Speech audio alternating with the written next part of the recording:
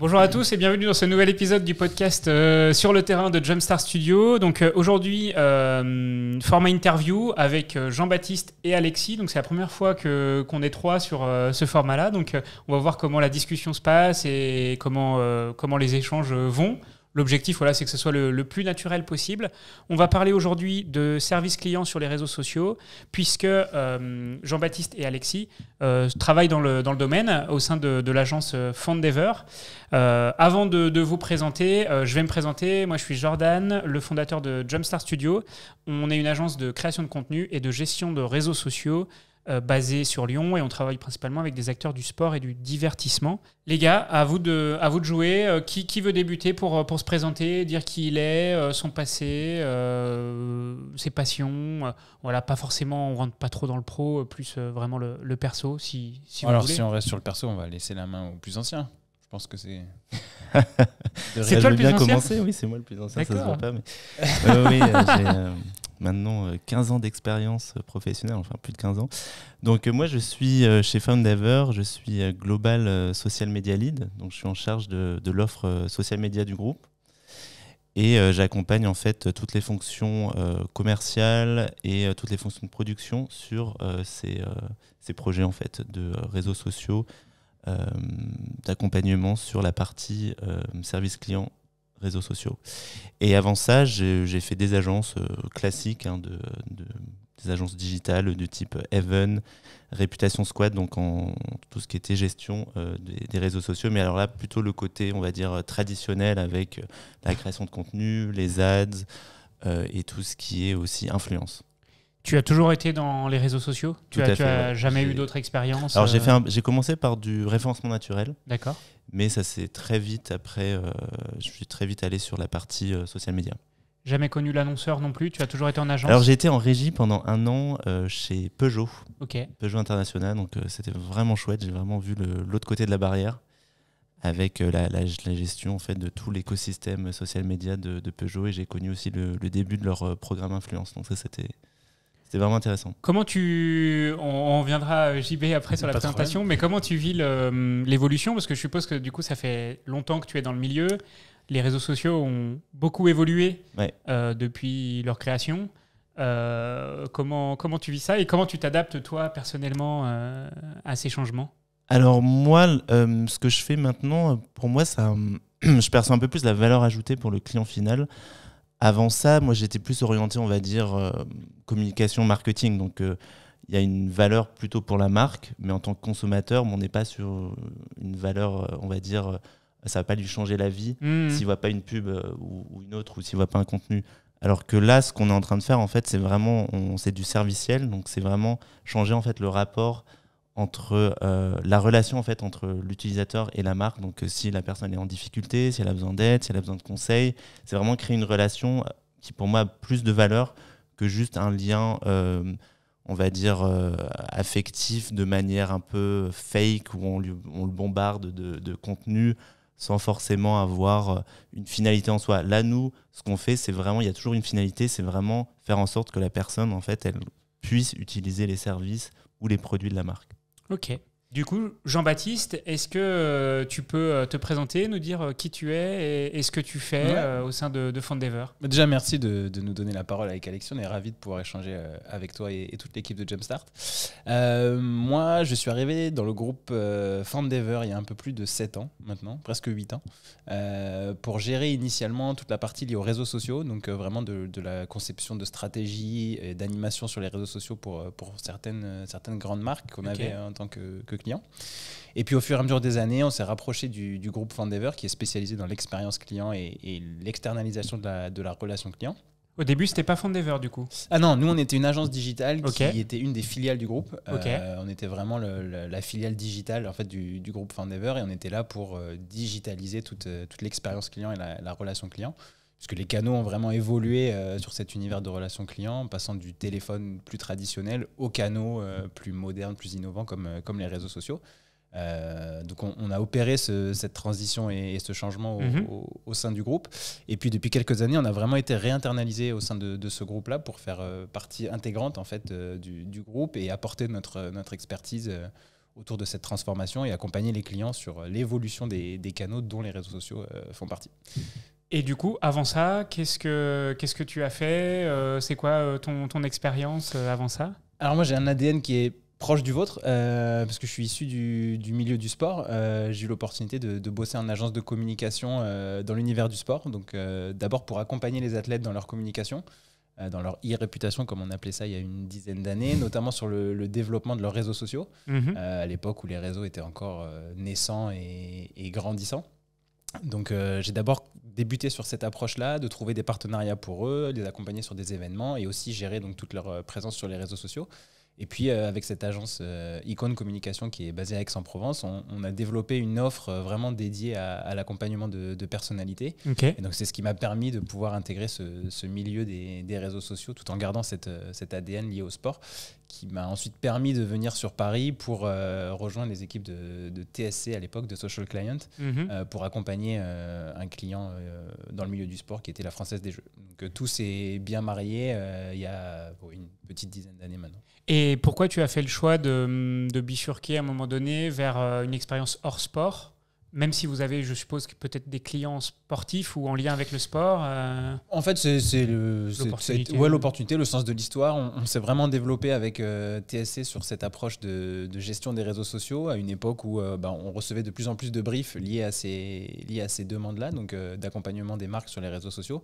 Et donc de fil en aiguille, Alex nous a rejoints et on a pu vraiment travailler sur une offre et la structuration d'un pôle social media avec Geoffrey Boulaga qui était le boss de l'époque, qui nous a laissé le champ libre pour pouvoir créer un département lié aux réseaux sociaux et donc de pouvoir recevoir de plus en plus de briefs, accompagner de plus en plus de clients et donc de structurer des équipes pour être capable de répondre à toutes ces demandes. Donc avec Alexis, on était en binôme sur la gestion de ce pôle social media qui a atteint au plus gros de l'activité, une quinzaine de personnes. Ouais.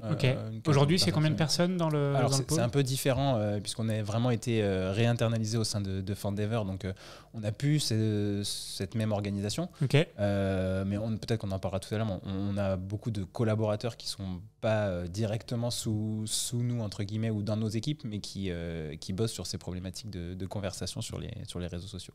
Justement, le métier de Fandever, concrètement, on parle de service client sur les réseaux sociaux. Alors, le métier de Fandever, je suppose, est plus global, mais vous, ce que vous faites concrètement, ce que vous proposez aux marques et aux annonceurs, c'est quoi ? Admettons, je suis un futur client, j'ai une grosse marque, je reçois beaucoup de demandes, beaucoup de contacts. Pourquoi j'aurais intérêt à faire appel à vos services ? Alors en fait, Fandever, donc comme disait JB, on externalise la relation client sur tous les canaux. Hein, c'est vraiment des canaux traditionnels aux réseaux sociaux, à l'automatisation, hein, tout ce qui est chatbot, voicebot, etc. Avec l'IA, ça s'accélère. Et donc la force de frappe de Fandever, c'est avant tout en fait les gens. Donc on a énormément de collaborateurs en fait qui vont traiter des gros volumes. Et c'est donc, de l'humain. Voilà, c'est de l'humain. Et donc on est basé sur plus d'une centaine de pays, donc on sait gérer aussi du multilingue, donc c'est ça la force du groupe, j'ai envie de dire, avec des expertises bien sûr en fonction des canaux. Donc on peut mettre à disposition des gens qui vont répondre sur l'ensemble des réseaux sociaux en moins d'une heure sur tous les canaux et jour et nuit parfois, effectivement sur certaines activités on a des astreintes et ça en tant que, on va dire, agence classique, la partie qu'on appelle modération dans les agences, c'est pas quelque chose qui est forcément mise en avant. Ouais, où ils le font la semaine, voilà, c'est rapidement, c'est une fois par jour. C'est un peu la tâche ingrate du CM. C'est pas forcément la partie la plus intéressante pour les marques qui passent par des agences social media. Alors que nous, en fait, on crée de la valeur, on crée de la richesse avec ces conversations-là et on a une vraie méthodo et on a une manière en fait de parler à l'utilisateur final. Par contre, niveau process et infos que vous devez avoir par rapport à la marque, je suppose que c'est démentiel, quoi, parce que vous êtes un peu l'image, ou le lien, vous parliez de lien tout à l'heure. On est la voix du client. Voilà, ouais. Donc il faut que vous ayez toutes les infos possibles et inimaginables sur tous les sujets potentiels que les clients peuvent avoir. pour réussir à leur donner une réponse, parce que je suppose que à chaque message, vous n'allez pas envoyer un mail ou un truc au client, dire putain, on n'a pas la réponse, qu'est-ce qu'on fait quoi, sinon tu t'en sors pas quoi. Mais c'est ça qui est super intéressant dans l'ADN et le métier de Foundever, c'est que dans toute externalisation de la relation client, donc en fait, si on prend un exemple très basique, quand tu as besoin d'appeler ta banque, ton opérateur ou ton assureur, tu as une chance sur 4 de tomber sur un agent de chez nous.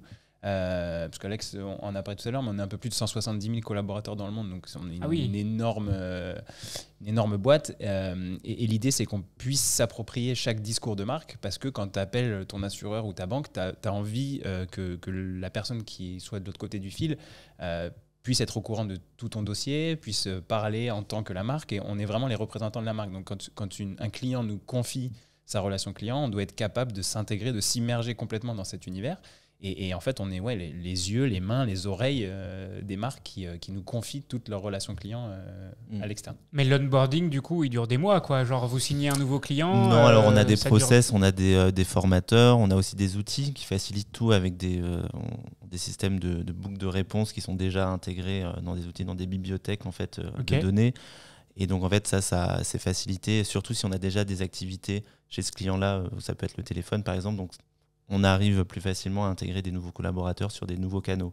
Donc c'est ça la force aussi, c'est que si on arrive à gérer tous les canaux, on peut facilement en fait, reconnaître une personne si elle est déjà passée par le téléphone, après elle passe par le mail, après elle passe par les réseaux sociaux. Donc tout ça crée un peu un cercle vertueux et on est à même de répondre le plus facilement à l'utilisateur.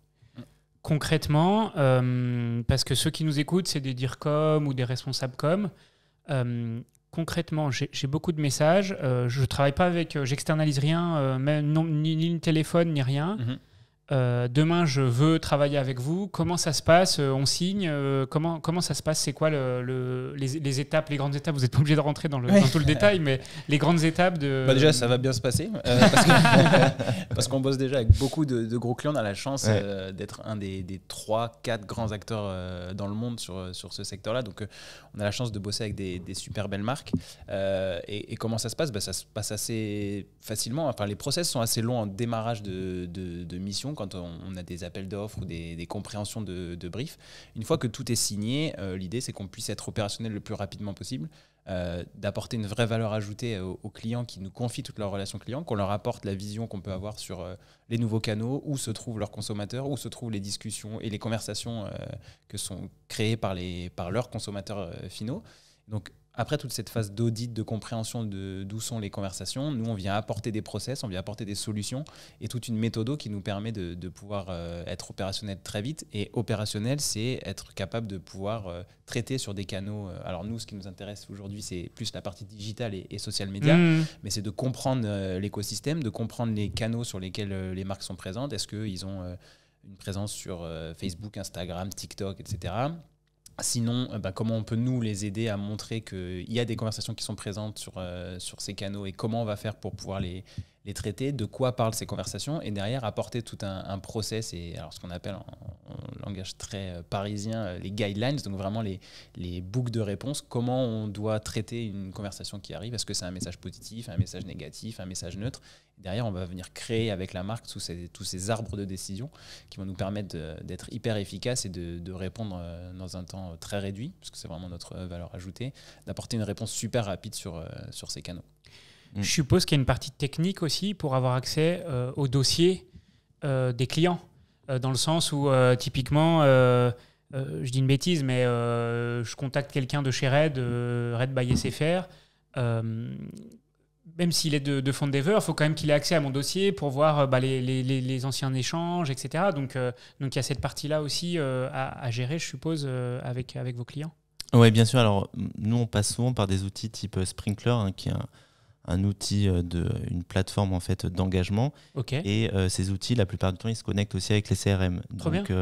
C'est connecté avec le CRM du client, donc on a accès en fait, au dossier. Donc si par exemple l'utilisateur est déjà passé par une autre personne au téléphone, ou si on a accès en fait, au CRM du client, on peut tout de suite avoir toutes les infos sur son abonnement, etc.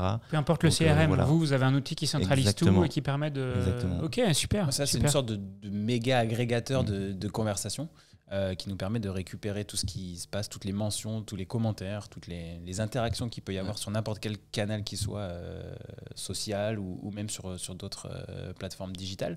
Et ça nous permet de traiter et de trier toutes ces demandes et de proposer en fait à nos agents qui traitent une vraie approche simplifiée de tous les volumes qui peuvent arriver, puisqu'on, comme on disait tout à l'heure, on a la chance d'avoir des grandes marques. D'ailleurs, c'est combien le volume? Vous avez un peu des stats sur le nombre de messages par semaine que vous traitez ou par mois, je sais pas. Mais... C'est un peu compliqué d'avoir un volume précis. En tout cas, en Europe, on a à peu près, je dirais, 500 agents qui sont full-time sur les réseaux sociaux.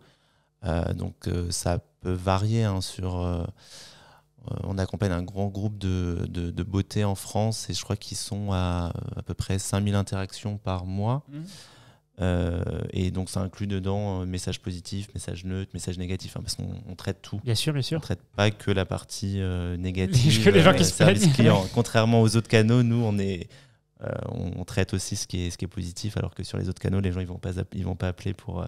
Ils vont pas envoyer un mail ou ils vont pas appeler au téléphone pour dire je suis trop fan de votre marque ou ce genre de choses. Et votre service, c'est messages privés, commentaires, tout à fait. Et aussi, je suppose, de la veille sur certains mots-clés, des choses comme ça? Alors oui, nous on est aussi en lien avec toute la partie gestion de crise, parce que bien sûr, la plupart des crises arrivent d'abord sur les réseaux sociaux. Donc on capte les signaux faibles. Donc dès qu'il y a des petits volumes de mots-clés qui arrivent, tout de suite, on peut alerter, on peut alerter la marque et leur fournir les premiers éléments de langage. Et puis on a aussi les bons process derrière pour dire il faut qu'on se mette en mode plan d'urgence. Et on a accompagné pas mal de marques sur des bad buzz, des dispositifs de crise. On a accompagné la ligne Covid notamment. On a fait Nestlé, on a fait Kinder. Donc oui, on connaît bien, les grosses crises. Je vois les petits sourires, ça vous rappelle des petits souvenirs. C'était des bonnes expériences, puisqu'on a vraiment apporté une solution aux marques qui se faisaient démolir de partout sur les réseaux sociaux, qui avaient des volumes qui explosaient en termes de messages. Et il a vraiment fallu les accompagner pour créer toute une ligne directrice, rassurer les consommateurs, apporter des solutions surtout, parce que c'est pas juste l'idée de dire merci, on a bien eu votre message, et puis à bientôt. C'est vraiment de les accompagner dans une démarche d'expérience client, puisqu'on est assez convaincus, nous, avec Alex, que ce qu'on propose sur les réseaux sociaux, ça va au-delà de la relation client. On parle plus d'expérience client. Comment on va créer une relation entre une marque et ses consommateurs. Et c'est pas que de la relation client pour répondre à un SAV ou à des questions. Pour moi, c'est même plus important que les contenus que nous, on peut faire, par exemple, organiques, dans le sens où si tu as ton contact avec la marque, il est sympa, il te répond, il est de service, tu sens que t'as tout de suite, tu dis typiquement... je ne sais pas si vous bossez avec eux, mais Amazon, je trouve le service client, quand tu les contactes, tu as tout de suite, t'as quasiment jamais d'attente. Ils te trouvent vite une solution et du coup, tu dis franchement, c'est super cool, je vais recommander, quoi. Oui, clairement. Et puis en plus, ça impacte aussi la partie, on va dire, création de contenu organique. Si le service client il est pas bon, c'est vrai que ça va polluer du coup les commentaires et on va être hors sujet. Donc c'est mieux d'avoir une bonne gestion de la relation client pour que y ait justement ce côté un peu vertueux et pour pas que ça impacte les ads, la partie organique aussi, qu'on soit dans un flot de commentaires hyper négatif. D'ailleurs, partie organique, partie ads, vous proposez aussi ces services ou vous vous concentrez sur la partie relationnelle? Alors, on va se concentrer sur la partie relationnelle. On sait faire, on le faisait aussi par le passé, mais maintenant on se concentre sur cette partie vraiment relationnelle et puis conversationnelle. Mais bien sûr, on reste en lien avec les équipes qui gèrent ça, parce que dès qu'il y a des campagnes, des activations, des ads, forcément, il y a plus de visibilité pour les marques, donc il y a potentiellement plus de messages et de commentaires à traiter. Donc on reste... On vient vraiment en fait en support de ces agences. Exactement. Ou de ces acteurs qui poussent les contenus en médiatisation et qui donc font exploser la visibilité. De fait, s'il y a plus de visibilité, on peut espérer qu'il y ait plus de commentaires. Donc nous, on vient en support de ces agences-là pour assurer vraiment un traitement de tous ces messages, qu'ils soient en organique ou en payant. Pour garder toujours cette même production et cette même productivité en termes de conversation. Ouais. Je sais qu'au tout début de ma carrière, j'étais dans un labo pharma et on avait justement ce sujet avec la pharmacovigilance, répondre aux gens qui ont des effets indésirables, des choses comme ça. Et l'agence qui nous accompagnait à l'époque avait fait aussi tout un tableau là, de réponses pré-approuvées. Et moi, j'étais le CM, donc j'étais juste... je copiais-collais les réponses, quoi, en gros. Et du coup, ça me fait un peu penser à ça. Enfin, je voulais juste dire ça, mais voilà, ça me fait un peu penser à ça, quoi. Alors, je pense qu'il y a eu une évolution. C'était peut-être un peu amateur à l'époque. Non, mais c'était important déjà d'avoir cette vision-là, de pouvoir prendre en charge ces réponses. Nous, alors, sur le copier-coller, on se bat, entre guillemets, un petit peu là-dessus, parce qu'on veut que chaque agent puisse personnaliser toutes ses réponses et qu'on n'ait pas justement des flots de copier-coller complètement impersonnels. On veut vraiment créer cette relation et cette conversation entre la marque et ses consommateurs. Donc, on est obligé de mettre en place des billets un peu plus empathiques que le copier-coller, créer une relation. Et donc, tous nos agents sont vraiment formés à cette empathie et à cette création de valeur dans une conversation. Et c'est une vraie plus-value comparée à des messages automatiques ou des copier-coller qui arrivent, quoi. Et ce qui est hyper important aussi, c'est que le ton doit être très proche du ton du contenu, en fait, parce qu'il n'y a rien de plus frustrant de voir un contenu hyper léché avec un ton, on va dire, hyper fun, hyper empathique. Et là, donc, on met un commentaire et la réponse est hyper robotique. Là, on se dit, non, c'est pas du tout la même marque. Et donc ça, effectivement, on se doit, nous, de bien accompagner les agents qui sont la voix du client. Il ne faut pas qu'il y ait une ligne de démarcation entre le ton qui est utilisé dans les contenus et le ton qui est utilisé dans les commentaires. Donc ça, il y a des marques qui font ça super bien, qui gardent toujours le même ton, les mêmes adjectifs qui sont utilisés dans les posts, les wordings, tout ça. Donc ça, c'est quelque chose auquel on est très, très vigilant aussi. Je me souviens, des fois, sur certains posts, ils faisaient un peu de l'ad, ils boostaient grave. Et on avait du coup plein de commentaires. Et moi, je faisais copier-coller. Et du coup, après, on se recevait de nouveau des commentaires. Mais c'est des robots ou quoi. Les gens étaient frustrés. Ouais. Donc après, c'était la pharma. Donc déjà que ce soit sur les réseaux, c'était déjà beau. Ouais. Donc, mais oui, c'était pas très, très humain, on va dire. Et vous, du coup, votre binôme, comment vous êtes organisé? Chacun a ses clients? Parce que je vois, vous faites beaucoup de choses ensemble, des webinars, des interventions, des choses comme ça. Ouais. Alors, on a la chance d'avoir eu cette liberté au sein du groupe de pouvoir évoquer ces sujets liés aux réseaux sociaux qu'on a pu voir grandir et accompagner en termes de croissance au sein du groupe.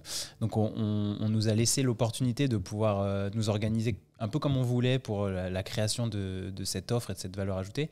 Et donc Alex, je ne vais pas parler à sa place, mais maintenant et au niveau global, donc vraiment la gestion monde de l'offre liée aux réseaux sociaux. Du coup, je vais parler pour toi. Et moi, je suis plus sur la partie. Je te présenterai toi ce que tu fais. Ouais, vas-y. Je suis plus sur la partie production, donc vraiment mise en place opérationnelle de toutes les stratégies qu'on peut mettre en place en termes de. C'est un peu ton boss, quoi. C'est un peu mon boss. Pas du tout. On va dire que c'est complémentaire. Okay. Lui, il est sur la partie exécution et moi, je suis sur la partie structuration de l'offre. Et donc, oui, c'est un peu comme non, ça. En fait, c'est un sujet tabou. Non, on a toujours bien travaillé ensemble. Mais on est plus la représentation de ce qu'on veut mettre en place au sein du groupe sur les réseaux sociaux. Donc, on est plus des ambassadeurs ou des évangélisateurs de ces sujets au sein du groupe, parce qu'on a plein de choses à faire. Il reste encore plein de clients à convaincre, à faire passer ce cap du digital. Surtout pour un groupe traditionnel qui, je suppose, à l'époque faisait du téléphone et des trucs, on va dire, plus traditionnels. Donc il y a aussi beaucoup de travail en interne pour convaincre tout le monde, mais clairement, là, même les commerciaux, les choses comme ça. On est en phase de transfo digital et nous, on se doit de pouvoir accompagner nos clients, mais aussi les agents qui bossent chez nous. Donc vraiment ceux qui produisent, de les acculturer à ces sujets, même si en perso évidemment ils sont tous au courant de comment fonctionnent les réseaux sociaux et comment ça marche, mais nous, notre objectif, c'est d'accompagner cette transformation, de venir apprendre des nouvelles choses aux agents, un nouveau métier, des nouvelles offres qu'on puisse aller ensuite présenter au marché, enfin qu'on présente déjà au marché pour vraiment faire bouger les lignes et activer toutes ces choses qu'il y a à faire sur les réseaux sociaux, parce qu'on est absolument convaincu qu'il y a des millions d'opportunités en expérience client sur les réseaux. Ouais. Vous savez combien de... Je reviens sur la partie stats. Avec vos 500 agents, vous savez combien de messages ou commentaires vous êtes en mesure de traiter par semaine ou en une journée ou par mois, ou vous n'avez pas l'info parce que c'est un tel nombre que... Alors, on pourrait, je me permets de prendre la parole, on pourrait l'avoir si on faisait le détail, et on fait le détail évidemment client par client, mais après, on a cette divergence en fait, de stratégie en fonction des marques. C'est-à-dire que pour des marques qui sont sur le milieu du luxe, on va créer une multitude de conversations parce qu'on se doit de chouchouter le client, toujours le relancer, savoir s'il est satisfait, etc. Pour d'autres marques qui ont des problématiques un petit peu plus direct, j'ai envie de dire. On va réduire le nombre de conversations tout en restant dans les guidelines, évidemment. Mais donc, en fait, le volume de réponses, il importe peu tant qu'on ça soit de la qualité. Ouais, voilà, tant qu'on soit vraiment. Et puis en plus, nous, les indicateurs qu'on va suivre, ça va être vraiment on va dire le taux de réponse. Donc, taux de satisfaction, alors, aussi. Non, nous, alors il y a la partie qualité avec effectivement le sentiment de l'utilisateur. Est-ce qu'il est négatif, est-ce qu'il est positif à l'issue de l'échange. Et nous, avant tout, en fait, ce qu'on va proposer à nos clients, en fait, c'est de répondre en temps et en heure. Donc, on a des SLA. En gros, on doit répondre en moins d'1 heure, par exemple sur Twitter, en moins de 2 heures sur les autres réseaux sociaux. Et il y a aussi le taux de réponse, en fait, sur 100 messages, on doit traiter 100 messages, en fait. Donc, en fait, on essaye, on essaye d'avoir un taux de 100% de taux de réponse, de traiter vraiment l'ensemble des messages qui arrivent, que ce soit public, privé, neutre, positif, négatif, et sur tous les canaux. Et on inclut aussi sur certaines activités, en fait, la partie site d'avis, tout ce qui est Google News, Google Avis, et tout ce qui est Trustpilot aussi, ça c'est des choses qu'on va Vous prendre répondez en compte. aussi On répond là aussi, et c'est des choses qui sont de plus en plus importantes et visibles aussi pour les marques, et qui sont un peu proches de la manière dont on va répondre sur les réseaux sociaux. Les enquêtes de satisfaction, c'est aussi vous qui les gérez quand on reçoit souvent un lien après, si vous avez été satisfait. Ouais, alors à l'issue effectivement des conversations, une fois qu'on va clore en fait l'échange, donc clore le cas, on va pouvoir envoyer des enquêtes de SAT. On fait ça par des outils. On parle toujours de tickets. À l'époque, on parlait de tickets là. Alors, dans l'informatique, dans le développement, c'était des tickets. Tu ouvres un ticket. Alors chez nous, on parle sur la partie social media, on va pas vraiment parler de tickets, mais sur d'autres canaux, ils parlent encore de tickets. Ouais. Ok, d'accord. Et puis pour répondre à ta question sur un chiffrage, c'est compliqué. On est certainement sur une année sur des centaines de milliers de conversations. Je me doute, et c'est ça ce qui est intéressant, nous, côté Foundever, c'est qu'on a accès à toutes ces conversations. Donc l'idée, c'est que au-delà d'y répondre, on va aussi venir les analyser pour proposer à nos clients une vraie étude des verbatim, donc vraiment des messages, une analyse fine des messages qui arrivent toute l'année pour pouvoir sortir des études, des analyses qui vont nous permettre de dire voilà ce que pensent les consommateurs de la marque. Attention, quand on évoque tel ou tel sujet, on reçoit plus de commentaires positifs ou négatifs. Et donc, la force qu'on a, c'est aussi d'être capable d'analyser toutes ces conversations pour y apporter une vraie valeur ajoutée, encore une fois, et en chercher en fait, des recommandations ou des solutions à apporter en termes d'expérience client pour modifier certaines fois le ton. Oui, le modifier aussi, c'est un process, je suppose, continuel d'amélioration continue des réponses, du ton. Exactement. Et comme disait Alex aussi tout à l'heure, ça nous permet d'identifier les signaux faibles et de dire à la marque, attention, là, potentiellement, on a un petit sujet de crise où il faut, soit on prend le taureau par les cornes et on apporte une réponse en anticipant la potentielle crise, ou bien on trouve une stratégie adaptée en fonction des sujets qui arrivent. Est-ce que tu parles que vous avez accès à toutes les conversations? Est-ce que vous avez le souvenir d'une conversation un peu lunaire qui a été remontée par un agent ou je ne sais pas, un truc où vous êtes, je sais pas, super barré ou Ouais, alors lunaire, je sais pas si c'est lunaire, mais on s'est bien amusé en tout cas avec une marque automobile française, Citroën pour pas la citer, qu'on accompagnait. Et on a réussi, grâce au super profil qu'il y avait aussi chez la marque, à pouvoir changer un petit peu le tone of voice, donc vraiment la façon dont la marque s'exprimait sur les réseaux sociaux lors du lancement d'un véhicule en particulier. La marque nous a laissé l'opportunité de nous amuser sur les réseaux en termes de conversation, donc de pouvoir jouer et s'amuser avec les consommateurs.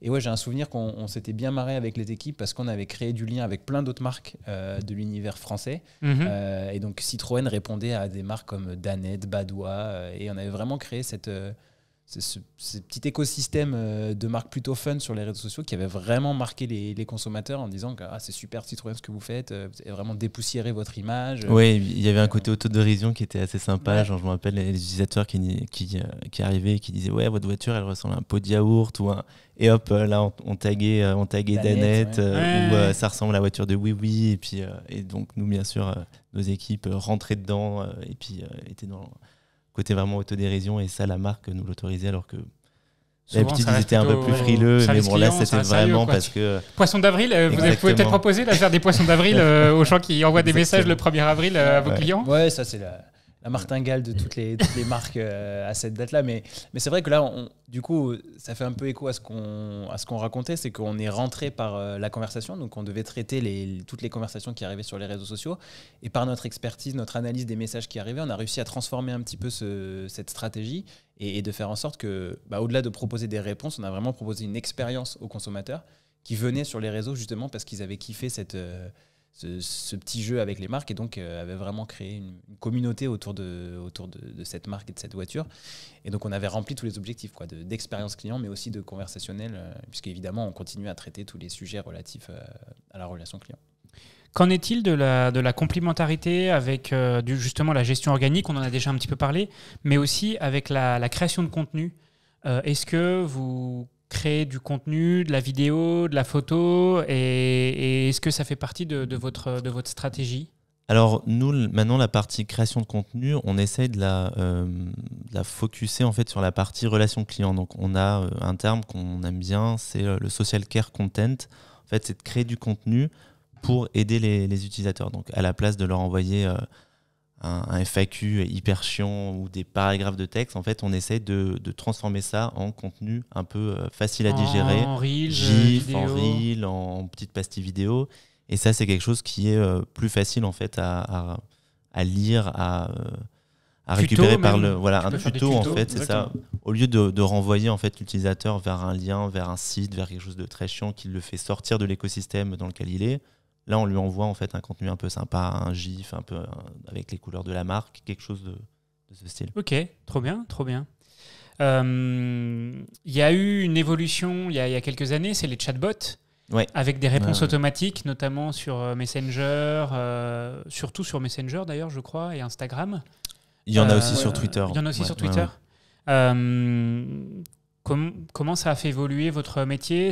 Vous l'utilisez? Ça vous permet de faire une préqualification? Comment ça s'est intégré dans votre quotidien?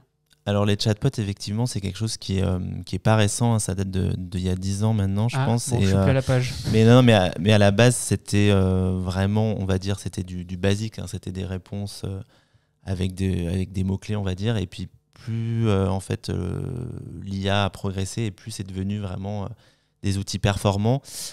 Sur la partie social media, nous, on a quand même un parti pris, c'est d'avoir une gestion quand même de messages, on va dire, classiques et basiques, gérés par les chatbots, ou bien quand on est le week-end ou la nuit et que l'humain peut pas répondre.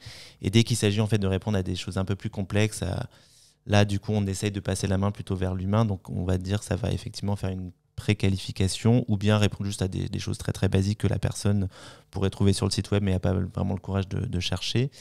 Donc vous l'utilisez, vous l'intégrez bien sûr, quand même dans l'intègre. Et puis en fait maintenant avec OpenAI et ChatGPT, on arrive à avoir des chatbots qui sont beaucoup plus avancés, qui répondent vraiment de mieux en mieux. Bon, il faut toujours bien sûr bien contrôler parce que ça arrive assez souvent. Il y a eu un cas dernièrement d'hallucination du chatbot qui va commencer à tracher la marque, qui part dans tous les sens parce que l'utilisateur est un peu en train de jouer avec lui. Donc il faut faire attention quand même.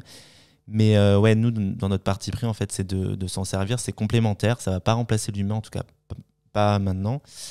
Et de aussi, bien sûr, donner la possibilité à l'utilisateur de passer vers l'humain s'il veut. Il n'y a rien de plus frustrant d'être dans un chatbot et de ne pas en fait trouver d'issue de sortie. Ouais, des fois, tu as du mal. On est là, tu cliques un peu partout, tu n'y arrives pas, tu relances une conversation, tu recliques. C'est hyper frustrant, donc il faut bien sûr, dans le parcours du chatbot, faire attention à ce qu'il y a à tout moment la possibilité de basculer vers un humain. Et c'est pareil pour la version, on va dire, voice. Le voice bot aussi, c'est hyper frustrant quand on est au téléphone et qu'on est en train de répéter 15 000 fois le même mot-clé que le voice bot ne comprend pas et qu'on n'a pas la possibilité de passer vers. D'ailleurs, maintenant, c'est ultra puissant parce qu'avant, c'était juste taper 1, taper 2. Maintenant, c'est dites oui, dites non, dites votre numéro de dossier. Maintenant, on peut vraiment avoir de vraies conversations avec les voice bots. Ouais. La reconnaissance du langage naturel. Et du coup, l'IA, tout ça, c'est comment vous voyez, parce que là, c'est vrai que là, ça date d'il y a peu de temps, vraiment. La partie. L'arrivée de ChatGPT, tout ça. Ça peut révolutionner vraiment ce métier, que ça soit par la voix, parce que demain, peut-être que ça sera plus un agent, mais une IA, ou sur les réseaux sociaux. Alors, c'est que le début encore, c'est pas tout à fait au point, tu l'as dit. Mais dans 5-10 ans, bon, personne ne sait trop, mais comment vous essayez de vous adapter à tout ça? Alors nous, on s'en sert beaucoup sur la partie rédactionnelle, hein, c'est quand même hyper puissant, surtout sur la partie, on va dire, correction des fautes d'orthographe. Ok. Sur la partie aussi synthèse, ça peut être hyper intéressant quand on a des boucles de réponses, par exemple des gros pavés de texte qu'on doit résumer. Et puis aussi pour la partie ton de voix, donc le tone of voice aussi, on peut facilement en fait rendre quelque chose de très sérieux, très Adapté à la robotique, marque, ouais. un peu plus empathique. Avec les bons prompts. Avec les bons prompts. Donc même avec les outils qu'on utilise, en fait, quelques clics, en fait, on passe de ton sérieux à ton sympa, à ton. Enfin voilà, on peut facilement utiliser cette partie d'IA générative, et ça va aussi jusqu'à la traduction automatique. Donc on n'a même pas besoin d'avoir des agents qui sont natifs. Donc alors bien sûr pour le traitement de certains cas, c'est quand même préféré quand on est sur des cas complexes, mais sur des cas basiques, on peut avoir quelqu'un qui n'est pas forcément natif, mais qui va traduire automatiquement avec de l'IA générative. Donc vous l'utilisez déjà, et demain, à voir comment ça évolue pour l'intégrer de plus en plus. Complètement, ça fait vraiment partie de cette stratégie de transfo digital du groupe où maintenant on peut pas passer à côté de l'IA, et en plus on peut y accéder en nous permettant d'améliorer tous nos KPI, donc tous nos éléments de performance, puisque l'IA va aussi chercher les réponses dans toutes ces guidelines et ces boucles de réponses. Il y a un gain de temps énorme. Donc au lieu de se dire ok, alors mon client me pose cette question, il faut que je me souvienne où est-ce qu'est la bonne réponse, chercher dans tous mes éléments, on pose la question à l'IA qui va directement piocher et ensuite peut reformuler la réponse. Donc l'IA nous aide vraiment à optimiser tous nos KPI et toutes nos productions. Donc non, l'IA ne va pas remplacer les agents. L'IA va venir enrichir un peu le métier des agents, leur apporter une flexibilité et un vrai gain de productivité. Mais en revanche, on aura toujours besoin d'humains pour pouvoir travailler sur ces sujets d'expérience client, parce qu'encore une fois, on est très orienté sur la relation humain à humain, et l'IA est juste un moyen, pour l'instant en tout cas, de venir enrichir ce travail, de l'accélérer et de le rendre plus facile pour l'agent. On y revient d'ailleurs à l'humain, parce qu'à une époque, les gens, là j'ai l'impression que les gens ont justement besoin de contact, besoin d'humain, de voir qu'ils sont en échange avec des vraies personnes, rien que de mettre le prénom de la personne, tu vois, en signature de ton message ou des trucs comme ça. J'ai l'impression que les gens en ont besoin après la période Covid où ils ont peut-être été un peu isolés, et puis là avec l'arrivée de l'IA qui fait un peu peur à certains, j'ai l'impression que voilà, des boîtes qui misent sur l'humain, ça peut aussi être un axe intéressant. Ouais, de toute façon, c'est toujours une histoire de dosage.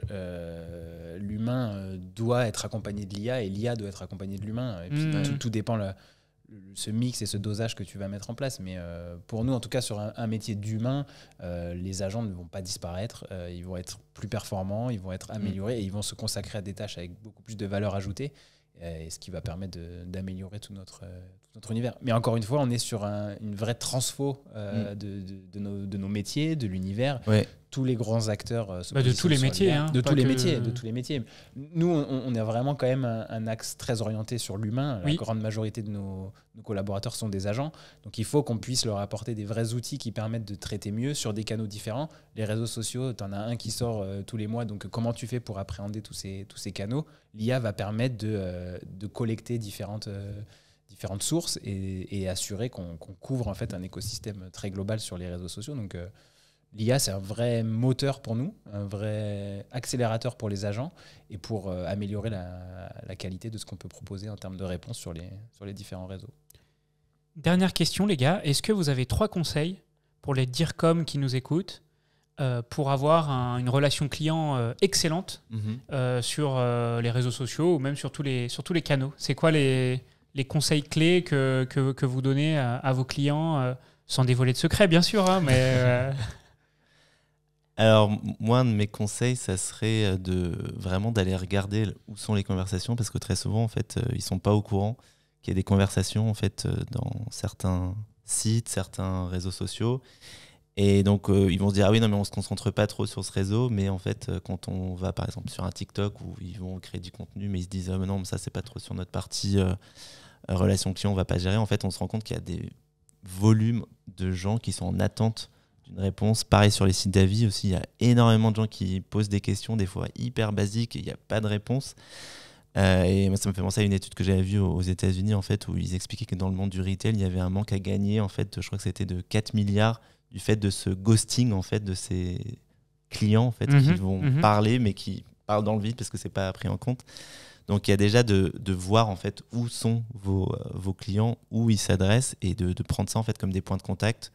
Et en fait, c'est les clients qui choisissent, c'est pas vous qui vous dites « Ah non, on va se concentrer que sur Insta », même si on a un compte TikTok, mais bon, on regarde pas vraiment. C'est juste pour mettre du contenu, pour faire des C'est stats, juste pour pour faire mettre du des contenu, mais en vues. fait, non. Si vous ouvrez un espace, les réseaux sociaux, c'est avant tout un espace de discussion, c'est du relationnel. Donc, c'est comme une vitrine, en fait. S'il y a personne derrière et qu'on rentre et que c'est vide, vous allez pas vendre. Donc, c'est de bien prendre en compte, en fait, l'ADN même des réseaux sociaux qui sont conversationnels. Donc, ça, c'est le premier conseil pour moi qui est hyper important et on se dit en 2024 que c'est de l'acquis, mais en fait, c'est toujours pas acquis, en fait. Et je pense qu'il y a encore une incompréhension il y a le côté, ils ont envie de faire du push, mais en fait, le push, c'est bien, mais il faut aussi qu'on puisse Mais les réseaux sociaux, c'est pas de la télé, c'est pas C'est du... ça, on n'est pas juste en train de faire de l'affichage et puis après, il n'y a plus personne derrière. Ouais. Voilà.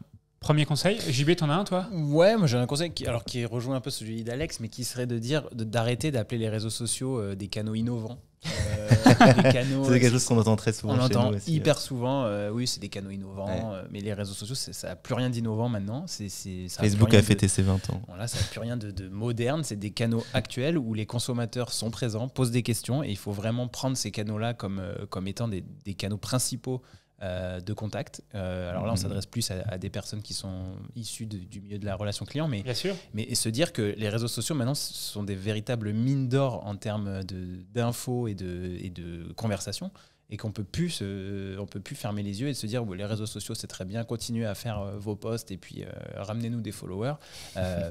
Nous, on est vraiment hyper convaincus que sur ces canaux-là, tu as moyen d'améliorer ton image, de gérer ton image, d'un point de vue notoriété et réputation, mais aussi de pouvoir accélérer sur le business, puisque tu peux faire du business sur les réseaux sociaux maintenant, et que ces canaux-là font partie d'une expérience de marque à part entière, donc que ce soit en magasin ou sur les réseaux sociaux, tu as les mêmes leviers, tu as les mêmes consommateurs qui te posent les mêmes questions, et il faut être capable... Qu'on pose même plus, je dirais, de questions. Même plus, Oui, et qui sont prêts maintenant.